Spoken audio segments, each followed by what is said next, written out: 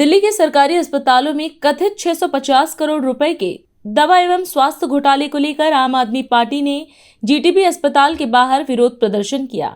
धरने को संबोधित करते हुए दिल्ली प्रदेश अध्यक्ष सौरभ भारद्वाज ने कहा कि पार्टी पिछले 3 दिनों से विभिन्न सरकारी अस्पतालों के बाहर सांकेतिक मौन धरना दे रही है। उन्होंने आरोप लगाया कि कथित घोटाले के कारण मरीजों को अस्पतालों में दवाइयां उपलब्ध नहीं हो पा रही हैं। भारद्वाज ने दावा किया कि इस मामले का मुख्य आरोपी देश छोड़कर जर्मनी चला गया है।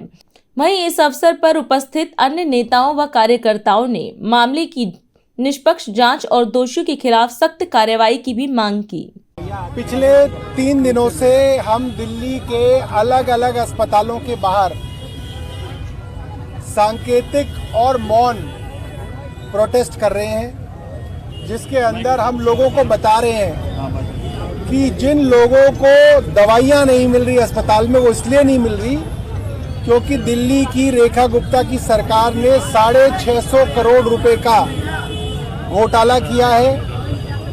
100 करोड़ रुपए की दवाई खरीदी और उसके लिए 400 करोड़ रुपए पैसे दिए, यानी कि 100 करोड़ की दवाई में 300 करोड़ का कमीशन खाया सरकार ने।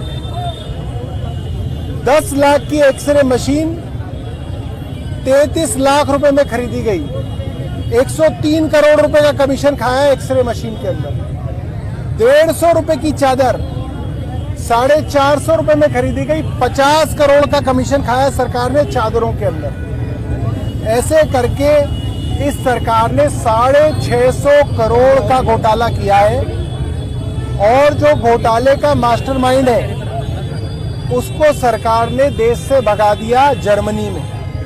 तो आज हम लोग जीटीबी अस्पताल पे हैं, कल हम डीडीयू अस्पताल पे थे, उससे पहले हम एलएनजेपी अस्पताल पे थे और कल हम रोहिणी के बाबा साहब अंबेडकर अस्पताल पे ये प्रदर्शन करेंगे। आज लंबी लंबी लाइनों में लोग खड़े हुए हैं।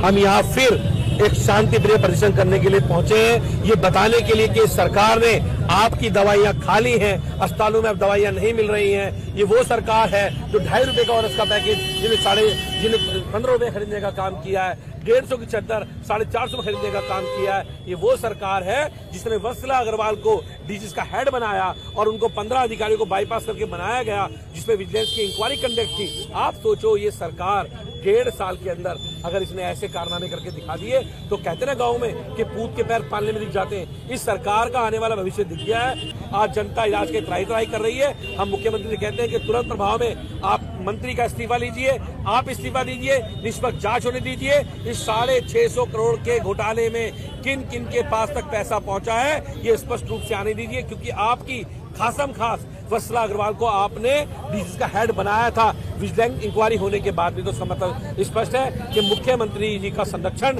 और पूरी भाजपा संरक्षण वत्सला अग्रवाल को है और तभी तमला घोटाला हुआ है।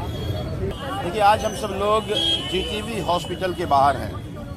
650 करोड़ का घोटाला केवल इन्होंने दवाई में और अस्पताल के बाकी की खरीद में कर ली। 400 करोड़ का मेडिसिन का परचेज दिखा रहे हैं, 100 करोड़ का मेडिसिन खरीद हुई है, 300 का घोटाला हो गया। और ये मैं नहीं कह रहा, हम नहीं कह रहे, ये एसीबी कह रही है। एसीबी ये कह रही है कि एक सामान को खरीदने में मार्केट रेट से 10 गुना 12 गुना रेट पे खरीदा गया। जीटीबी के अंदर जाइए, आपको फटा हुआ बेड मिलेगा, किसी तरह कोई सुविधा नहीं है, पेशेंट को जगह नहीं मिल रही, इलाज ठीक से नहीं हो रही। केवल हॉस्पिटल को भी ये लूट का सेंटर बना करके रख दिया। हम लगातार पूछ रहे हैं कि एसीबी के एफआईआर के बाद क्या वो ठेकेदार पकड़ा गया जिसने भ्रष्टाचार किया? क्या वो मंत्री इस्तीफा दिया जिसके कारण ये घोटाला हुआ? अब समझ में आ रहा है कि एसीबी की कार्रवाई केवल प्रेशर बनाने के लिए था। तो अगर लिपापोती करने की कोशिश की जाएगी तो ऐसे अस्पताल के बाहर लगातार हम लोग प्रोटेस्ट भी करते रहेंगे, सदन में भी पूछते रहेंगे, जब तक जो कोई भी इसका दोषी है उस पर कार्रवाई ना हो। आज हम इस कार्यक्रम में आपसे विदा लेते हैं। आप अन्य खबरों के लिए बने रहे। राष्ट्र सर्वप्रथम, वंदे मातरम, जाग उठा है भारत। राष्ट्र सर्वप्रथम, राष्ट्र सर्वप्रथम, राष्ट्र सर्वप्रथम, राष्ट्र सर्वप्रथम।